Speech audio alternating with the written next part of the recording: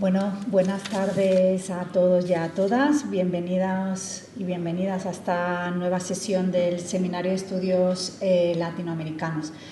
Como anuncié en nuestra última convocatoria, estábamos con un ponente cubano y decía pues, que de ese ponente la siguiente sesión enlazábamos de nuevo con Cuba.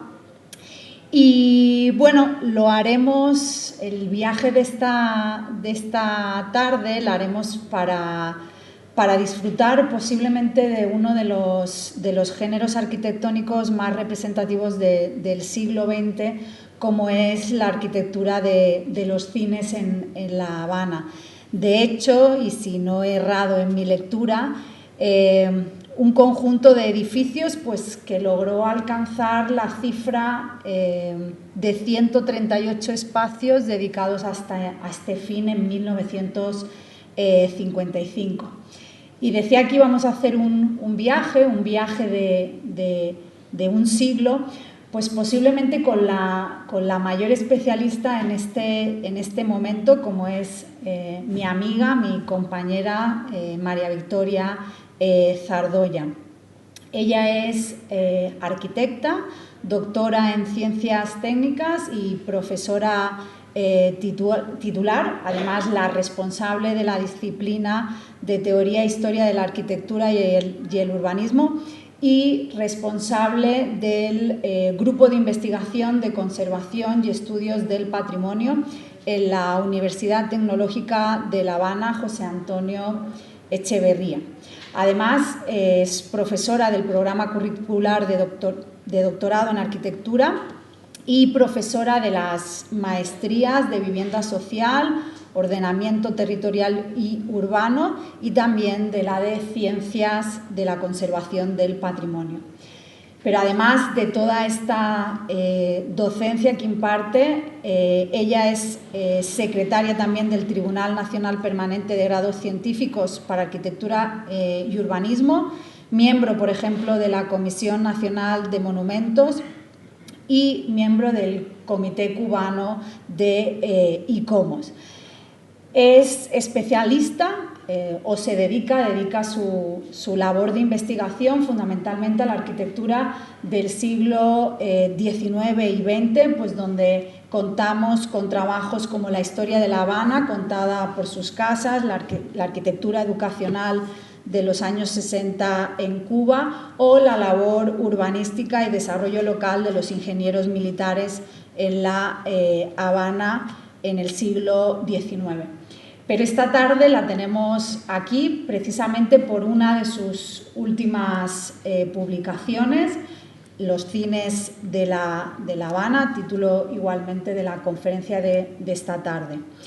Quería terminar esta presentación apuntando, como indica Graciela Pogolotti en el prólogo que le hace a esta maravillosa obra, la rutina induce a andar a tientas por la ciudad, prescindiendo de los tesoros que ofrece. Descubrirla desde diversos ángulos es fuente de disfrute y enriquecimiento espiritual. Estoy segura que la conferencia de esta tarde invitará a ello. Muchas gracias, Maribí, por aceptar la invitación en esta tu casa y bueno, le doy la palabra a ella porque es al final la invitada de esta tarde. Bien, buenas tardes. Ante todo, quiero agradecer a los doctores Rafael López Guzmán y la doctora Yolanda Wash la oportunidad de volver a estar en este importante centro de cultura contemporánea de la Universidad de Granada, y esta vez en una sala mucho más bonita que la anterior, donde tuve la oportunidad de dar una conferencia. Bien, el tema que vamos a abordar es los cines de La Habana. Y bueno, cuando se habla de los cines, se está aludiendo a muchos factores, se está aludiendo a tecnología, se está aludiendo a géneros, se puede aludir a películas, pero dada mi profesión y mi especialidad, de lo que voy a hablar es específicamente de la arquitectura de los cines, es decir, de las edificaciones que fueron construidas para funciones cinematográficas. Y me voy a mover temporalmente aproximadamente desde 1900 hasta 1960, de cómo a lo largo de estas 3 décadas los cines fueron reflejos de los cambios por los cuales transitó la arquitectura cubana desde una primera influencia de raíz neoclásica hacia un eclecticismo de diferentes vertientes, con un neocolonial como etapa final del eclecticismo, un art déco y por último como los cines asimilaron también el lenguaje de la arquitectura del movimiento moderno. Por lo tanto, el propósito y el hilo conductor de esta charla va a ser llamar la atención sobre cómo los cines fueron reflejos de esa transición ocurrida en la arquitectura habanera de las primeras 6 décadas del siglo XX, pero además cómo algunos cines constituyeron un hito, un punto de inflexión dentro de esa arquitectura.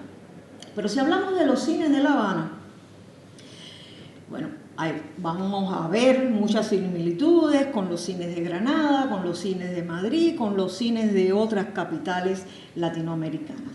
Donde quizás esté una singularidad es en la gran cantidad de cines que estuvieron funcionando en La Habana. Y hubo un momento pico, un momento de récord máximo que fue 1955, cuando llegaron a funcionar 138 salas de cine a la vez.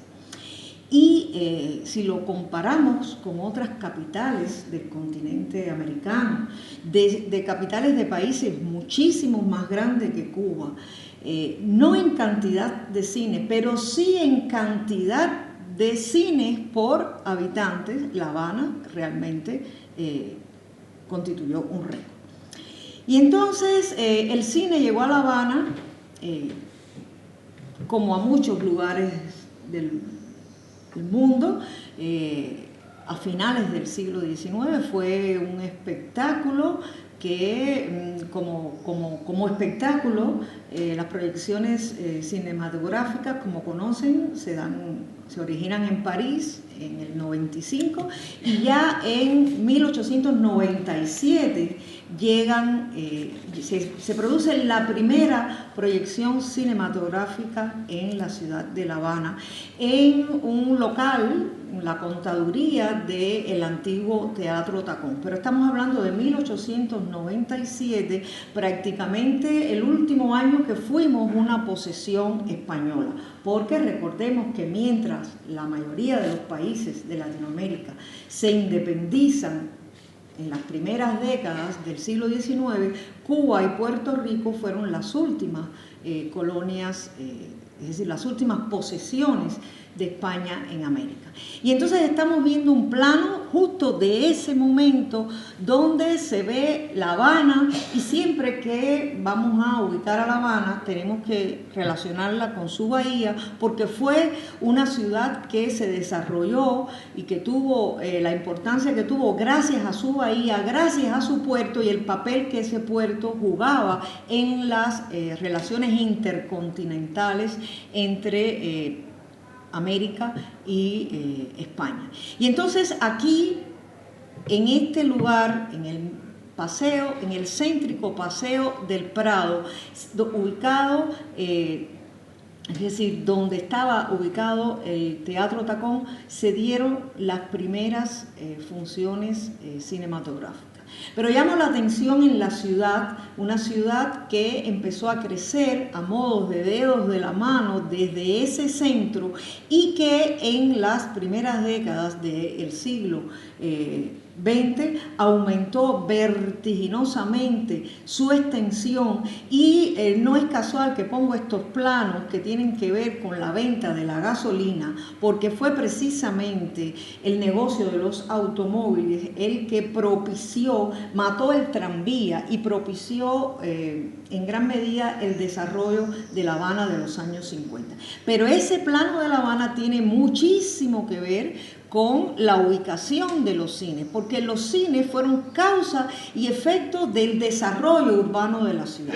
Causa y efecto en la medida en que fueron ubicados en las principales avenidas y en la medida en que a su vez constituyeron dinamizadores urbanos que propiciaron que entonces se desarrollara un determinado sector de la ciudad. Pero de nuevo es el Prado por donde comienza todo y donde se concentran estas primeras salas cinematográficas. El Prado, que a inicios del siglo XX estuvo llamado a ser un nuevo centro de la ciudad, pero un centro lineal que acogió los principales edificios públicos. De hecho, la sede de las sociedades de inmigrantes españoles, junto con, fue por donde primero circularon los automóviles, fue la primera calle asfaltada de Cuba y fue ahí donde se dieron las primeras funciones cinematográficas. Pero para entender en alguna medida cómo los cines fueron un reflejo de ese tránsito por el cual pasó nuestra arquitectura, también tenemos que hablar del Prado, porque ahí estamos viendo dos casas del Prado y a la izquierda vemos una de influencia neoclásica y a la derecha una ecléctica, donde el eclecticismo consistió en mantener las mismas proporciones del neoclasicismo, pero vestir de una gran profusión decorativa a estas edificaciones. Y así el Diario de la Marina, también en el Prado, es representativo de ese inicio de siglo marcado por una gran profusión decorativa, marcado también por las múltiples salpicaduras, en este caso, por ejemplo, de nuestro Art Nouveau, que no es más que una traslación de elementos del modernismo catalán que llegaron a La Habana de la mano de los inmigrantes españoles. Y también estas primeras décadas del siglo XX estuvieron cargadas de exotismo, que miraban a la Alhambra o miraban a la Mezquita de Córdoba. Y también es el periodo de los neos, donde los neos están vinculados ideológicamente en la arquitectura religiosa vinculada al románico o al gótico, y el predominio sobre todo del vocabulario clásico ya de la mano de arquitectos, porque la carrera de arquitectura surgió en Cuba en 1900, de arquitectos graduados en Cuba que diseñaron bancos, que diseñaron el conjunto de la Universidad de La Habana que se hizo a lo largo de 4 décadas y que también diseñaron el Capitolio Nacional. Y este eclecticismo se irradió también para el tema residencial en una gradación en función del poder adquisitivo de los propietarios. Y como una fase final del eclecticismo, un fenómeno que se dio en toda América, es la vertiente del neocolonial, donde en búsqueda de una supuesta identidad se reprodujeron elementos del barroco, sobre todo las portadas, y por ejemplo hasta un monumento tiene un óculo cuadrifoliado, o el aparcamiento del Hotel Nacional también marcado por cóncavos y convexos, y eso coexistió cronológicamente a lo largo de la década del 30 e inicios de los 40 con el Art Deco, con ese lenguaje que empezó a desterrar la decoración historicista para sustituirla por una decoración geométrica, y que ya a finales de los 40 y a inicios de los 50, sobre todo en edificios públicos, adquirió una monumentalidad que la literatura la clasifica como monumental moderno o clasicismo moderno, para ya en los 50 dar aceptación unánime al lenguaje del movimiento moderno, que reprodujo los elementos propios del racionalismo, las rampas, los arcos parabólicos, los elementos de protección solar como segunda piel, y que se expandió también para todos los temas, para todas las clases sociales, y que llegó hasta los años 60. Y visto esto rapidito, volvemos al Prado. Volvemos al Prado, al momento de inicio de siglo, donde comienzan las primeras proyecciones. Porque el cine en todo el mundo empezó como un espectáculo de feria, y en la medida en que se convirtió en un próspero negocio, fue demandando edificaciones para las funciones cinematográficas, que las primeras, como era de esperar, se desarrollaron en locales improvisados, pero después fueron los teatros los que, con pequeñas modificaciones que no repercutieron sustancialmente en su exterior, asimilaron las funciones cinematográficas. Pero también, en paralelo a esas funciones que se daban en los teatros, muchas casas fueron adaptadas para cines. Casas de las zonas compactas, en casas con el tipo tradicional que es propio de las zonas compactas, en lotes largos y estrechos, en el sentido de la profundidad del solar, y esta fue una de las vertientes de las primeras, una de las alternativas de salas cinematográficas. Pero ya en 1906 se construye la primera, al menos la primera documentada, puede que aparezca otra, pero la primera documentada, que es el Cine Actualidades, en la zona relativamente próxima al Prado, en la zona donde en siglos anteriores había estado la muralla de La Habana. Y este cine probablemente sea la primera sala construida expresamente para cine, pero la más antigua de nuestro continente que siga funcionando como cine. Y entonces también se sintieron los ecos del modernismo catalán en este otro cine, el cine Esmeralda, y apareció una función, o mejor dicho, una alternativa, que fueron los llamados cines de verano o cines al aire libre, que se dieron también en el Prado, pero también en zonas que en esos momentos ya estaban en proceso de crecimiento. Cines que fueron construidos generalmente de madera. De estos cines de verano de madera no quedan vestigios, sabemos de ellos por planos, por documentos. Ya hubo otro cine de verano, que fue el cine Trianon, pero que en algún momento de los años 20, probablemente en 1927, fue reconstruido ya como un cine sólido, marcado por el eclecticismo. Y entonces, en esta época de los finales de los 20 y de los 30, se construyeron varios cines, el Verdún, el Carral en Guanabacoa, que reflejan esas múltiples combinaciones que cargaron al eclecticismo. En particular estamos hablando del eclecticismo abareño. Y estos cines, también es importante comentar que si bien fueron construidos expresamente para cine, en su volumetría, en su planta y en su distribución espacial todavía estaban endeudados con los teatros. De este mismo arquitecto, Ricardo Edelman, se construyó otro cine en fecha no precisada, aunque aparece por primera vez en la guía cinematográfica del 42, que diríamos un poco fuera de fecha, porque los neoárabes se dieron en La Habana sobre todo hasta los años 20, pero en este caso el cine universal quiso mantener una continuidad con el Palacio de las Ursulinas, que ya había mostrado que era un ejemplo del neoarte. Y entonces a finales de los años 20 aparecen los cines atmosféricos.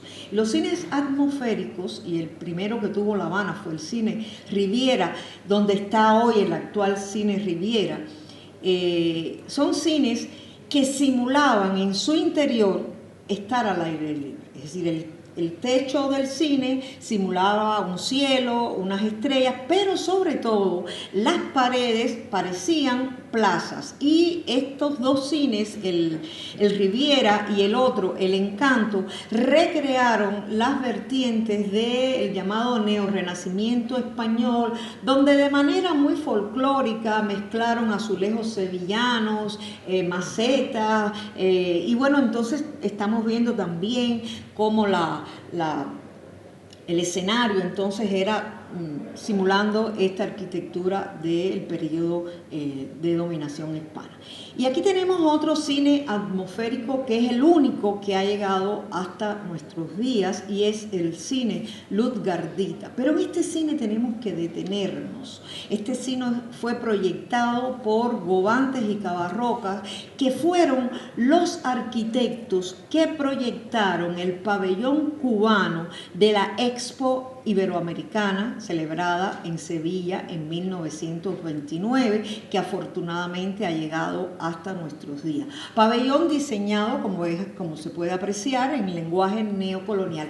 Pero estos arquitectos presenciaron en esa exposición el pabellón de México, con esta recreación de elementos autóctonos, precolombinos, el de Guatemala, el de Colombia, el de Perú. Y cuando regresaron a La Habana, entonces hicieron este cine, y de hecho declararon que quisieron hacer algo autóctono, pero como nuestras civilizaciones precolombinas no habían tenido el desarrollo de otras regiones próximas, entonces tomaron, así lo dijeron, prestado de la arquitectura maya, que tanta peso había tenido en Centroamérica y en México, y construyeron este fabuloso cine que afortunadamente está en muy buen estado y es el único cine atmosférico que se conserva.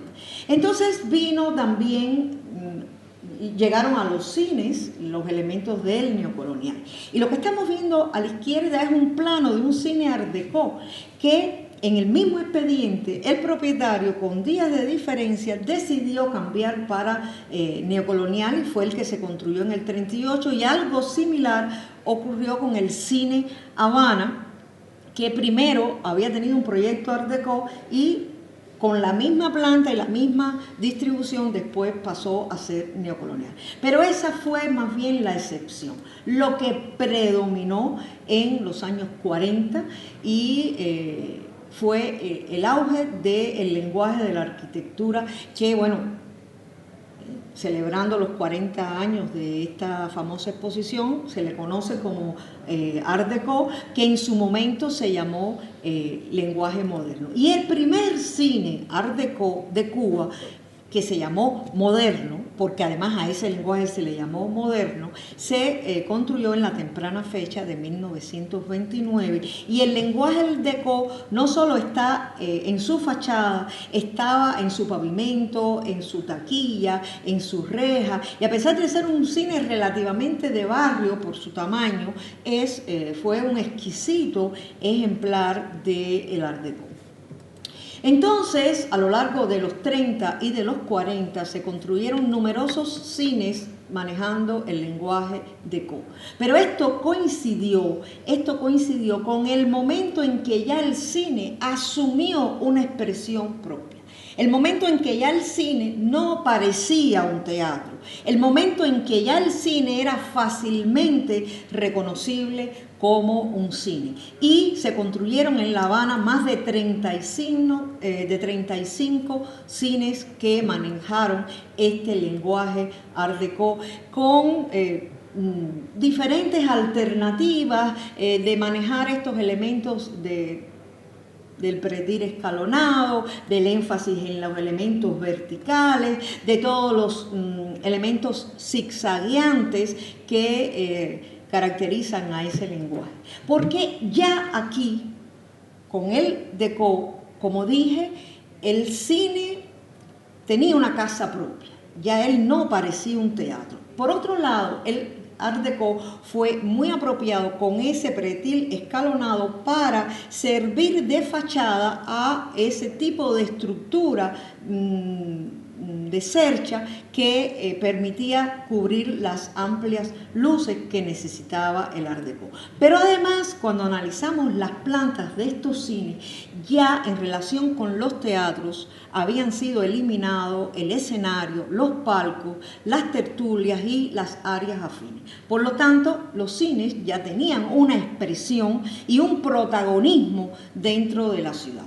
Y cuando al inicio dije que veríamos cómo los cines fueron asumiendo las diferentes modas, las diferentes tendencias, pero veríamos también cómo hubo cines que marcaron un antes y un después. Aquí tenemos uno de ellos, que es el cine Fausto, diseñado en 1938, que obtuvo premio Medalla de Oro del Colegio de Arquitectos en 1941, un año después de crearse ese premio. Es decir, fue la segunda obra premiada por el Colegio de Arquitectos, y todo ese énfasis en las diagonales, las saetas, los soles, también lo podemos apreciar en sus interiores. Y tenemos otro cine que marca un hito dentro de la ciudad de La Habana. Una de las tres principales torres Art Deco es este edificio, el edificio América, que combina otras funciones, pero que contiene el maravilloso Cine América, con el maravilloso vestíbulo, con los signos del zodiaco,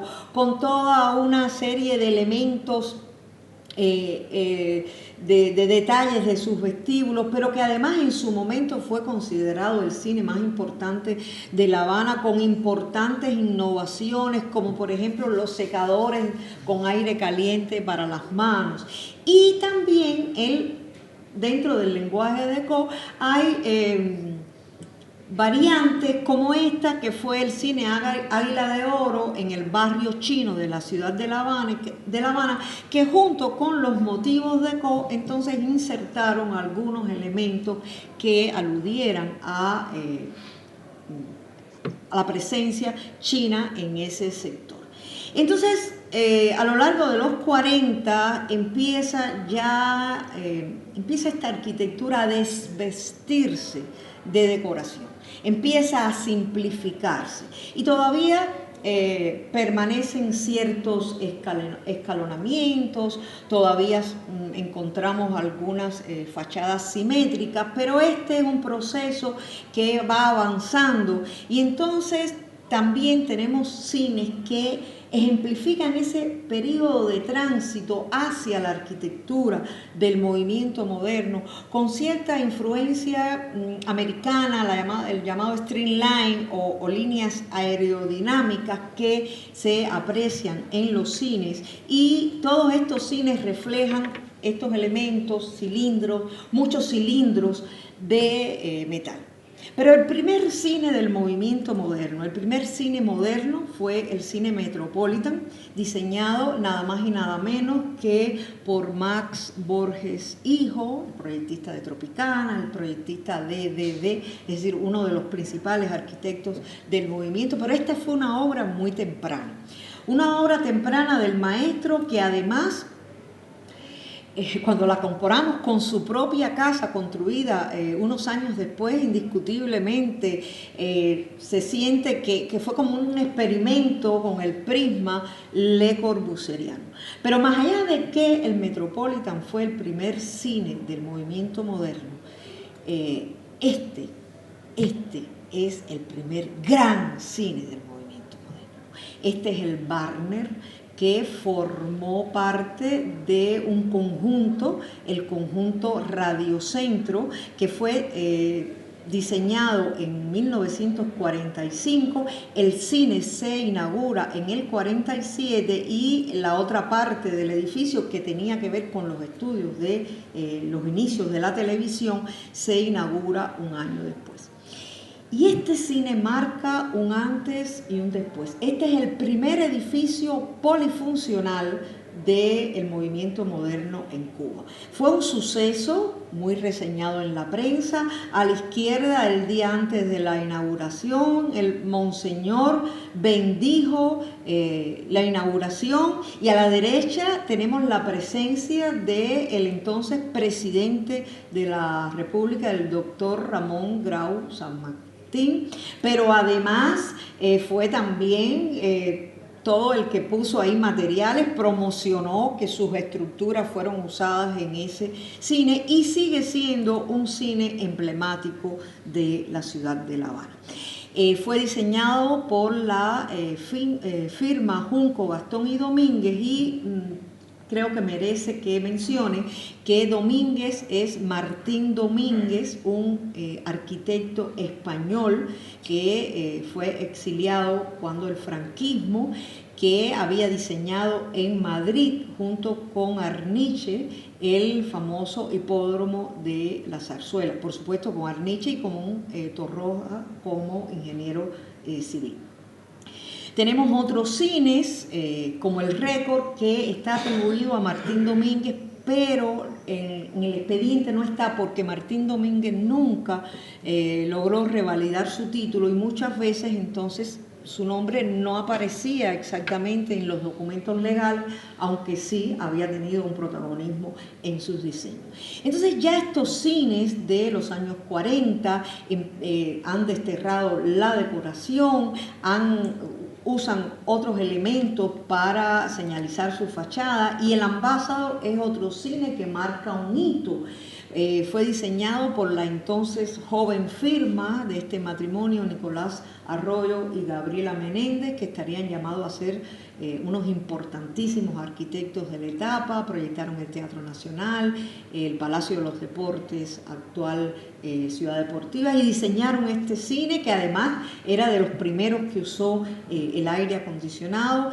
Maravilloso cine que combinó los elementos de protección solar como una segunda piel, y así se expandieron los cines del movimiento moderno, el Rex y el Duplex, en una calle muy comercial, y entonces los carteles se mezclaban con los carteles de las tiendas. El cine Los Ángeles, el cine Rodi, que como desde los inicio de los 60 funciona como teatro. Mucha gente ignora que nació como cine, y es un cine, muy bien diseñado. El cine City Hall, el cine La Rampa, para muchos, incluida yo, es el cine más bello de La Habana, y el cine Acapulco, que marca el último cine que fue construido en la ciudad de La Habana. Bueno, en realidad después se construyeron dos, pero en zonas periféricas: el 11º Festival en el 78 en Alamar, y la Sala Glaube Rocha en La Lisa. Pero diríamos, este marca el boom continuo de construcción de cine. Entonces veremos algunos rasgos que caracterizaron a estos cines, sobre todo los cines del movimiento moderno, que tiene que ver con el uso de las luces, con sus carteles lumínicos, con cómo se disponían en grandes voladizos que constituían el acceso de manera rítmica, todas estas iluminaciones, la fluidez espacial que se lograba con grandes paños de cristal entre el interior y el exterior, el Ambassador, el Rodi, el Pairé, cine espectacular frente al Capitolio, con su fachada académica diseñada por Eugenio Batista, porque quiso mantener una presencia clásica en un entorno clásico, pero cuando pasamos la primera línea de fachada es un fabuloso cine del movimiento moderno.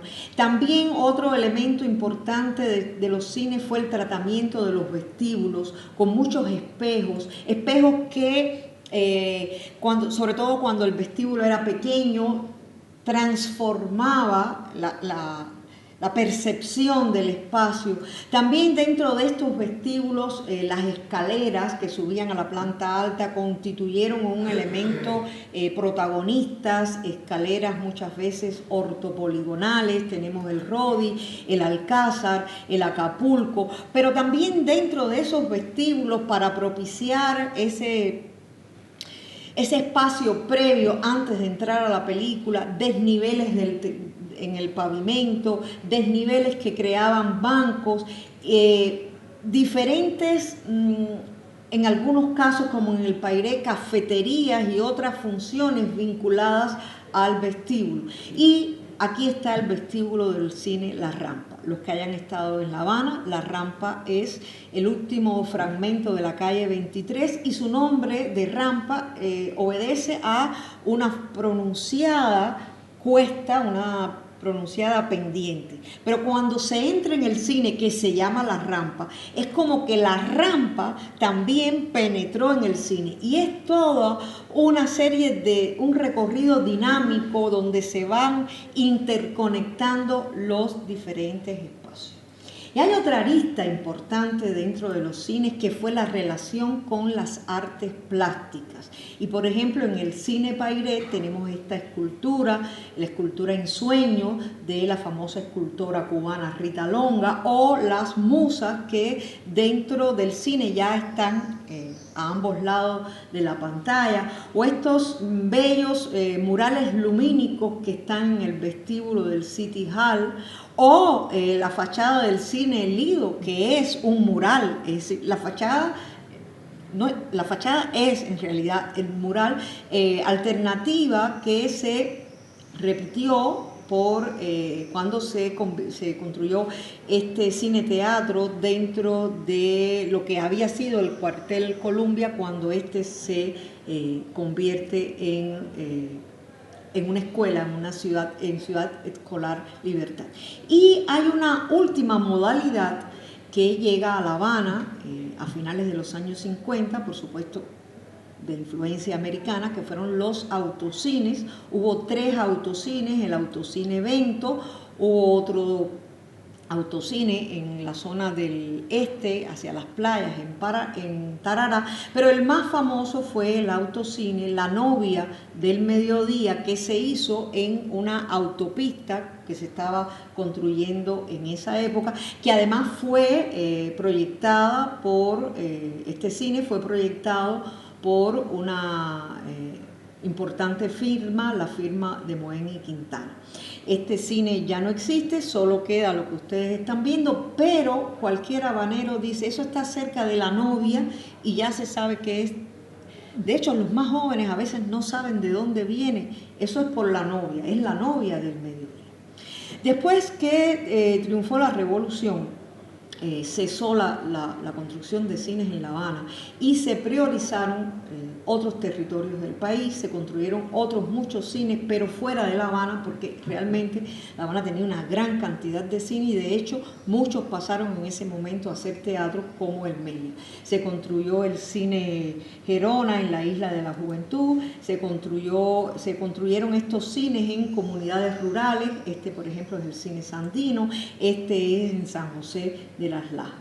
No obstante, el cine siguió teniendo una importante presencia en la vida cultural de los cubanos, en particular estoy hablando de los habaneros. Son famosos los muchos carteles que promocionaban las películas. Y este es un recorte del periódico Granma en julio de 1984. Había 95 salas de cine funcionando, es decir, que aunque no se siguieron construyendo cine, el cine siguió siendo una actividad importante. En 1984 yo me gradué de arquitecta, es decir, mi generación sentía el cine como una de sus principales actividades recreativas, punto de cita. Nos vemos en el Yara, nos vemos en el Récord, nos vemos en el Ambassador. Bueno, de entonces a la fecha la situación ha cambiado por múltiples factores. En la actualidad están funcionando poco más de 20 cines en la ciudad de La Habana. Esto, repito, es un problema, o mejor dicho, es el resultado de muchos factores. Indiscutiblemente hay un factor económico que tiene que ver con bueno, la crisis en que se subió Cuba a inicios de los 90, cuando cayó el antiguo campo socialista al europeo, al cual nosotros teníamos muy condicionada nuestra economía, pero también el cine a nivel internacional ha perdido protagonismo en la medida en que las salas de video, la posibilidad de ver películas en casa. No obstante, hay muchos cines que todavía funcionan y sobre todo hay momentos, sobre todo cuando el Festival de Cine Latinoamericano, que es una fiesta de asistencia a los cines, y hay colas enormes para entrar en estos cines, que son cines enormes, cines de sala única. También en los últimos años, algunos de estos cines han sido rehabilitados y convertidos en teatro. Tenemos el cine Miramar, que es hoy el Teatro Miramar, el cine Raquel Revuelta, que era el antiguo cine Olympi, el cine La Sala Avenida. Es como que saldando la deuda aquella de los teatros que pasaron a ser cine, y entonces ahora estamos viendo cines que pasan a ser teatros, el Multicine Infanta, el único que hay en el país, el Arenal, y otros que han pasado a otras funciones, como por ejemplo que es la Edad de Oro, o el Cine Mara, que es el centro de danza, un centro de enseñanza de ballet español, o el antiguo Cine Finlay, que es la agencia cubana de rap, o el Cine Habana, que es el actual planetario, o con una función tan diferente como una sala de baile, un salón de música, un salón de rock. Entonces,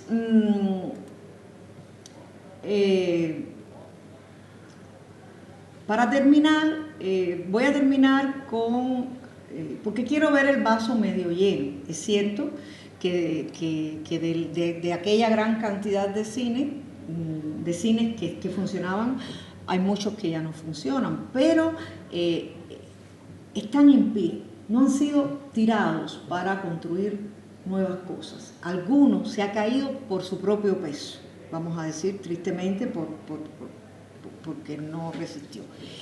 Y el libro al cual hacía alusión Yolanda, que se llama Los cines de La Habana, que además quiero comentar que ese libro es en coautoría con mi colega Marisol Marrero, que es una investigación de más de 10 años, que bueno, felizmente pudo ver la luz como libro, termina así. Aunque muchos no estén funcionando como cines y estén deteriorados, aún existen, rotos pero sanos, cuarteados, ajados pero en pie, salvables, y recordándonos que, aunque no todos volverán a ser la sala oscura, los templos de la fantasía, de luces y sombras, o la mágica fábrica de sueños, como se les ha llamado, su valor urbano, arquitectónico e histórico subsiste. La Habana, en cuanto a cine, es una ciudad única en América Latina, un museo de estos palacios de ocio. Muchas gracias.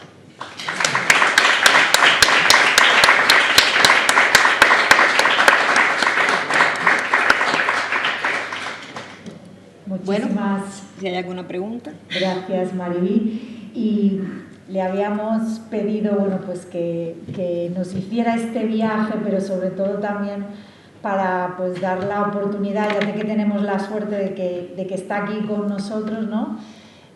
Pues plantearle, poder abrir un turno de preguntas, de comentarios y bueno, seguir enriqueciéndonos de este viaje tan maravilloso por los cines de La Habana. ¿Qué proyecciones se hacían a partir de los años 60, 70? ¿Qué tipo de cine? ¿Qué tipo de películas? Bueno, no. Se diversificó muchísimo la cinematografía. Llegó muchísimo más cine europeo que antes. Mucho cine español, mucho cine italiano, mucho cine polaco, checoslovaco, soviético, pero llegó mucho cine europeo que no llegaba antes. Cine japonés también, la saga de las películas de Ichi marcaron mi infancia, de Toshiro Mifune, Pirata Samurai, es decir, que fue, y también el cine latinoamericano nunca faltó, pero sobre todo se incorporó mucho el cine europeo. Las películas de los años 70 se vio mucho cine italiano, Mónica Vitti, Ugo Tonazzi, todos esos comedias italianas, bueno, comedias serias, ¿no? ¿Y cada cine se especializaba en un tipo de proyección o todo? Sí, no, a ver, había, los jueves eran los días de estreno, es decir, esa cartelera que usted vio ahí es de un jueves. Los jueves se estrenaban en los cines de estreno y había un circuito de los cines más importantes que en cada municipio había más o menos 2 cines de esos de estreno de las películas más importantes. Por ejemplo, esos que usted vio ahí, todos eran cines de estreno, el Pairé, el Gran Cine, el Yara. Había otro circuito de un poquitico, vamos a decir, menos, que también era de estreno. Y los cines de barrio cambiaban, las películas de estreno duraban 15 días. Y las películas de los cines de barrio se cambiaban jueves, y había jueves, viernes, sábado y domingo, y después de lunes a jueves. ¿Qué tardaba de...? Y usted me preguntaba, y había cines de ensayo. La Rampa siempre fue un cine de ensayo, la Cinemateca, cines de ensayo donde se ponen, y hablo en presente, se ponen ciclo de Marlon Brando, ciclo de Marilyn Monroe, ciclo de cine francés, ciclos que además muchas veces tienen cine debate, es decir, discusiones. Había 3 cines con esas características: La Rampa, el Rialto y la Cinemateca de Cuba. El Rialto ya dejó de estar funcionando como un cine, queda La Rampa y la Cinemateca. ¿Y qué tardaba, por ejemplo, de estrenarse una película en Italia a que llegara a La Habana? ¿Un año? No tanto. Yo ahora no sabría decirle, pero no tanto. Meses. Sí. Quizás no acababa de salir por un problema económico para comprarla, pero...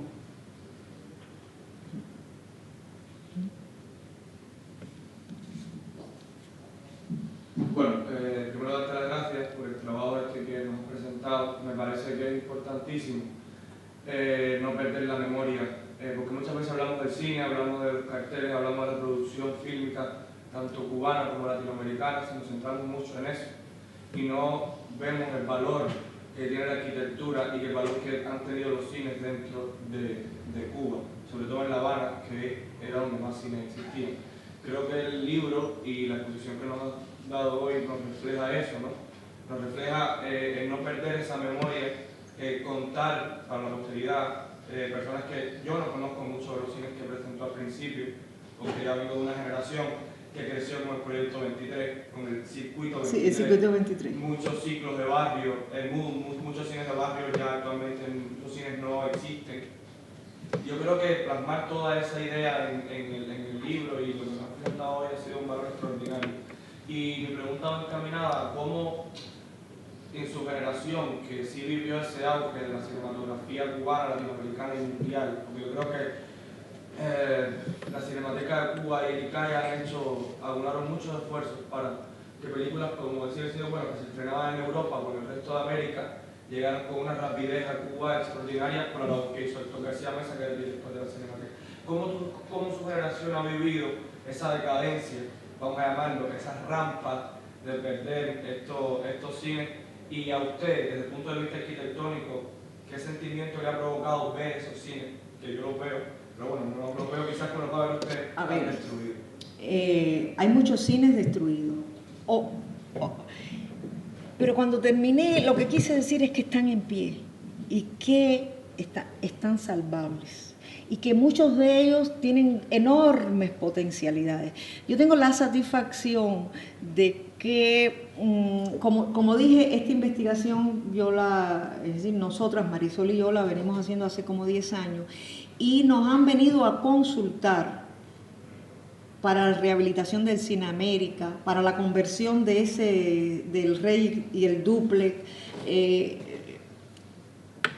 Es decir, que no se avanza con la velocidad que yo quisiera o que quisiéramos mucho, y en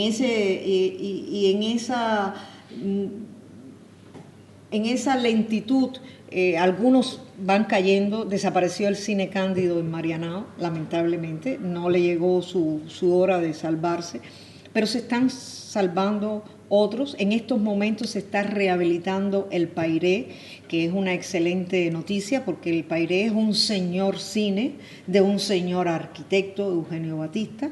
Además es un señor emplazamiento frente al Capitolio. Entonces, ¿cómo lo ve mi generación? Bueno, yo siento que se estén perdiendo cine, como siento también que se estén perdiendo otras edificaciones valiosas de la ciudad. Pero como te dije, he ido a otras capitales latinoamericanas que me han dicho, ahí había un cine y ahora hay un edificio de otra cosa. Entonces, quizás es que me quiero consolar con que el hecho de que por lo menos estén en pie puede dar la esperanza de que puedan rehabilitarse. Y el hecho de que se vaya menos al cine es un fenómeno internacional, porque ya la gente también tiene la comodidad de ver la película en la casa, aparecen otras alternativas de ver las películas.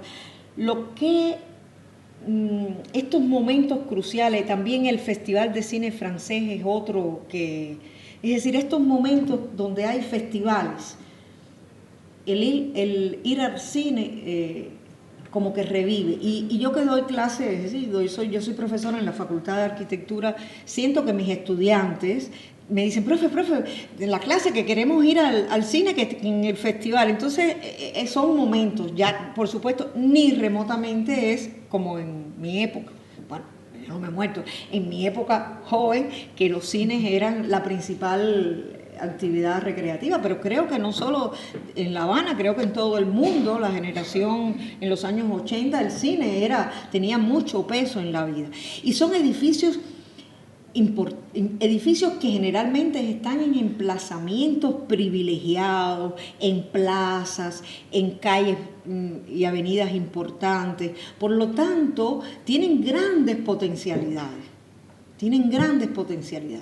Por ejemplo, yo estoy tratando de hacer una lucha porque el que mostré, el primer Art Deco de Cuba, que está en ruina, pero no le falta nada, es decir, es contradictorio, está vaciado, pero tiene toda su decoración con vegetación que le está creciendo, pero que está. Entonces, he tratado en determinados predios en que he podido expresarme, llamarle la atención sobre el cine moderno, el primer cine Art Deco de Cuba del año 29, y así cada uno en cada espacio donde tengo la oportunidad de hacer un llamado para la salvaguarda de ese patrimonio, trato de hacerlo. Pero repito, tengo la satisfacción de que nos han consultado en los últimos años para la rehabilitación de más de 6 cines. 6 no es mucho.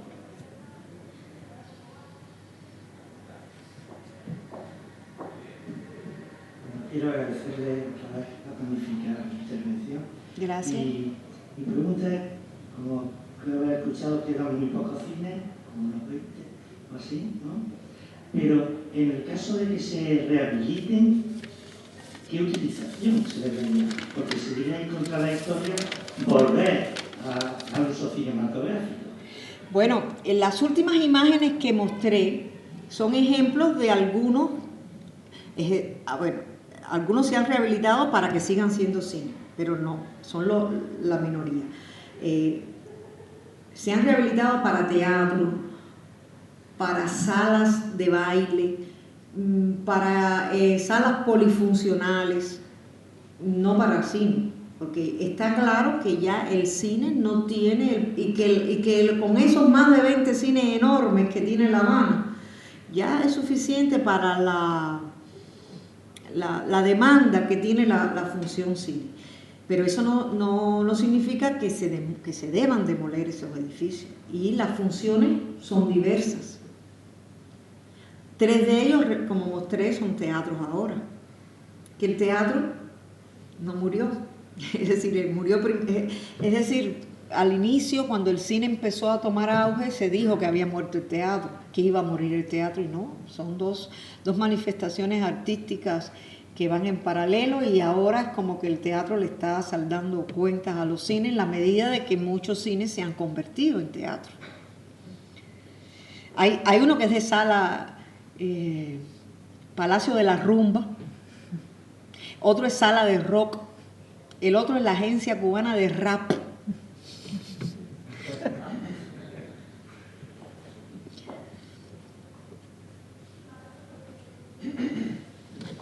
Voy a centrar exclusivamente en la arquitectura. Nunca vi una imagen o presentación de La Habana. Y en principio me ha gustado muchísimo su arquitectura, su arte, su pasado. Me ha gustado mucho. Pero me ha decepcionado muchísimo la vulgaridad arquitectónica que justamente es por el asfalto, por la regulación, etcétera, etcétera. Aquí pasa igual. Que teníamos el cine abierto, que era un verdadero palacio. Empezamos a hacerse modernos, una vulgaridad arquitectónicamente.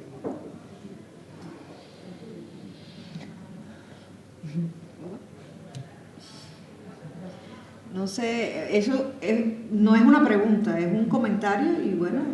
Un comentario, Sí. Lo digo porque me brota, yo he sido constructor, yo me he movido mucho en la arquitectura, con arquitectos clásicos de Granada, y veo una brutalidad tremenda. Pero en fin, que no es una cuestión de culpar ni nada, es un comentario. Aquí tenemos un cine moderno también, que ahí está, que da pena ver aquello. Da pena verlo. En cambio los cines, repito, el cine había de mucho. Y el Cervantes, de la época más o menos de Napoleón, era una verdadera joya que se destruyó, se echó abajo. Han hecho la cosa. Esa es la vida moderna, construir un y los arquitectos también, la mentalidad del arquitecto moderno. O sea, aquí se están haciendo casas aquí en Granada que se les saltan las lágrimas a los marranos de ver eso. Y es una pena, No sé si el más gusto es de los promotores y los arquitectos lo asumen porque el arquitecto en realidad se debe a los promotores. Yo mi obra la he diseñado yo, con consejo de los arquitectos, claro. Algunos, pero no otros, ¿no? He sido yo. Yo soy muy tradicional, me gusta el clásico, me gusta lo antiguo, me gusta lo antiguo. De hecho, muchas obras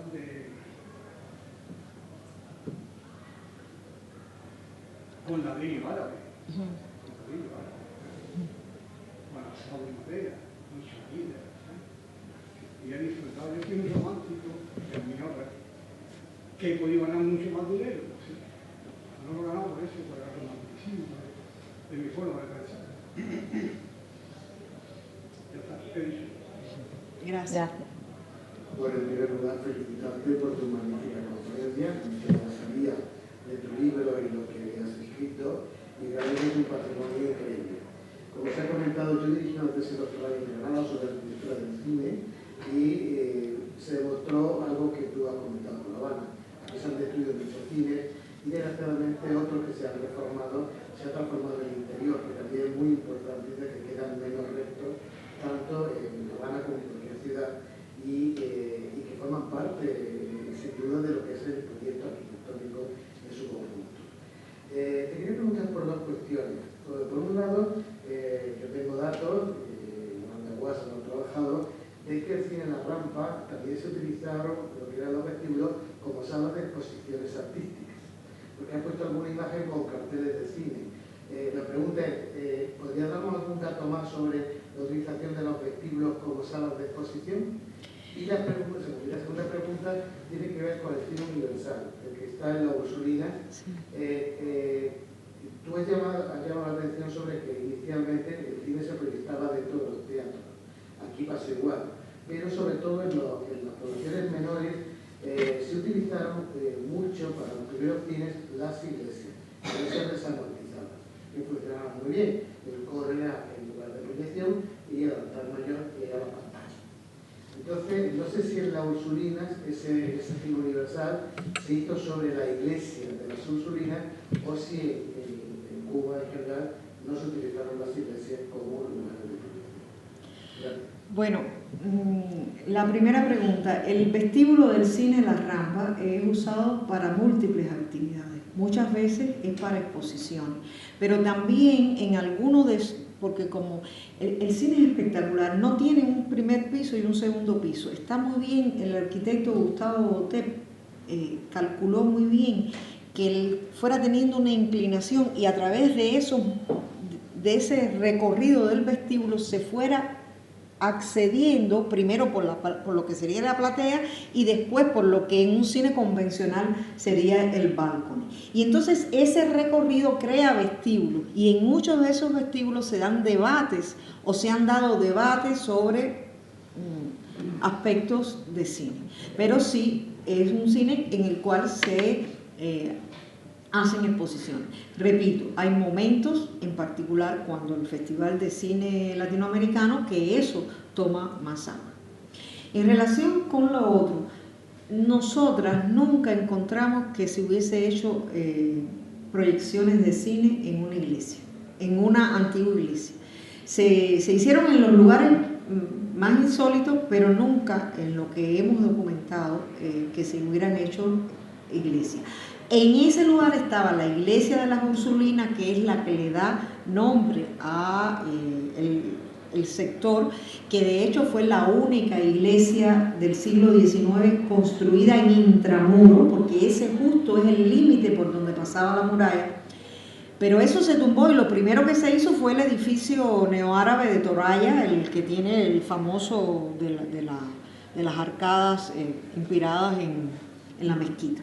Y el otro, el Universal, es un cine que nunca encontramos en el expediente, que aparece por primera vez en la guía cinematográfica del año 42, pero eso no significa que no haya estado funcionando antes. Pero este arquitecto, Ricardo Edelman, no tiene otras cosas neoárabes, pero sí tiene otros cines, y todo parece indicar que él le dio esa fachada neoárabe para tener una armonía con el otro, que es mucho mayor y es el que todo el mundo conoce como el Palacio de las Ursulinas.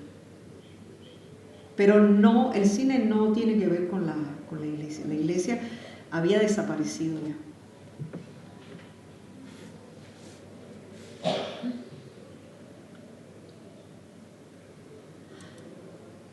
¿Alguna pregunta más? Sí. Un momentito que les pasen el micro.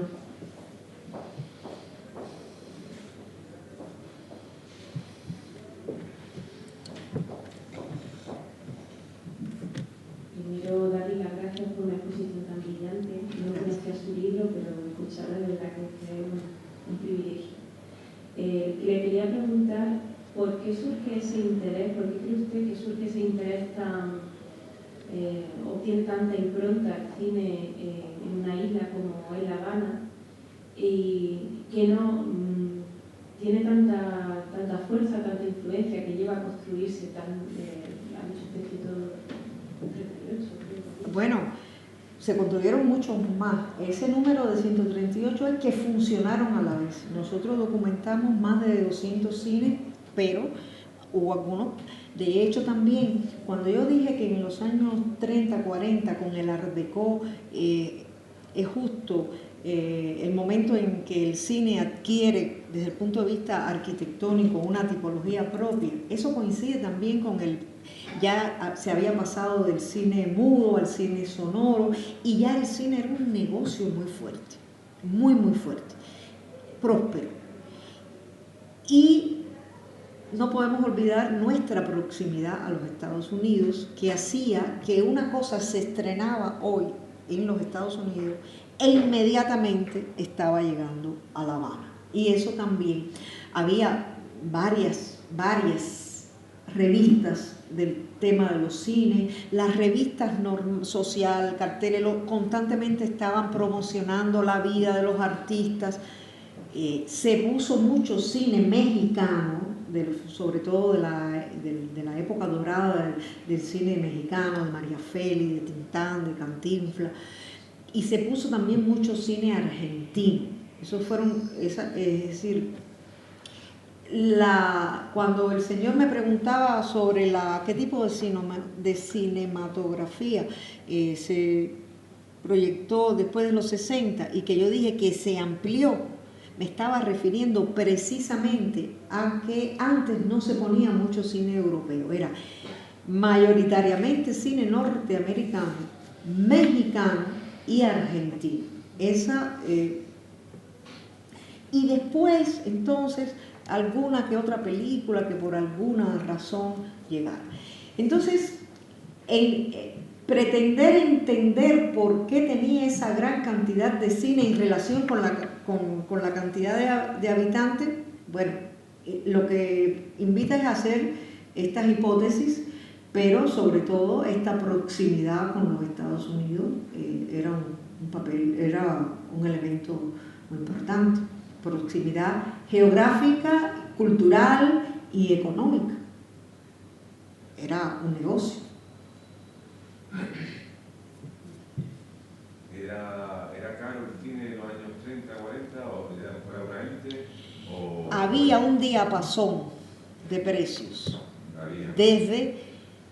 Desde los cines, los precios de un cine determinado, pero a su vez dentro del mismo cine, platea y lo que los viejos le decían la guanajera, que era la parte alta, que dice un cronista cubano, Ciro Bianchi, que escribe mucho en la prensa, artículos más bien de estos no exactamente costumbrista, pero anecdótico, que el cine era el divertimento de los pobres, porque había, sobre todo las matinés de los domingos, pero además el cine tenía otra implicación social.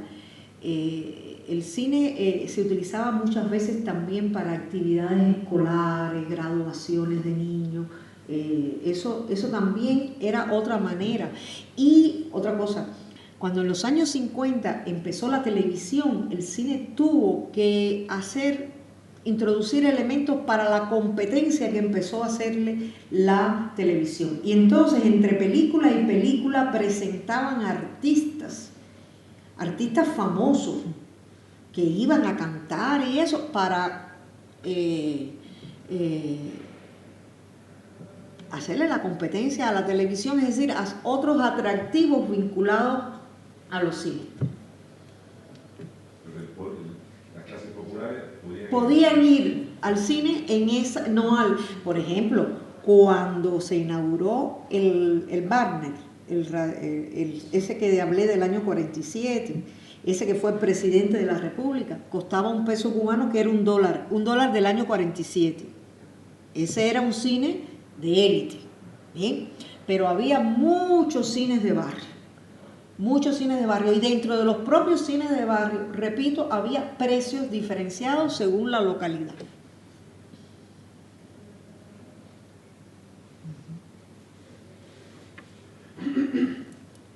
Bueno, entonces yo le agradezco mucho su presencia y espero que hayan conocido un poquito de La Habana a través de estas imágenes. Muchas gracias.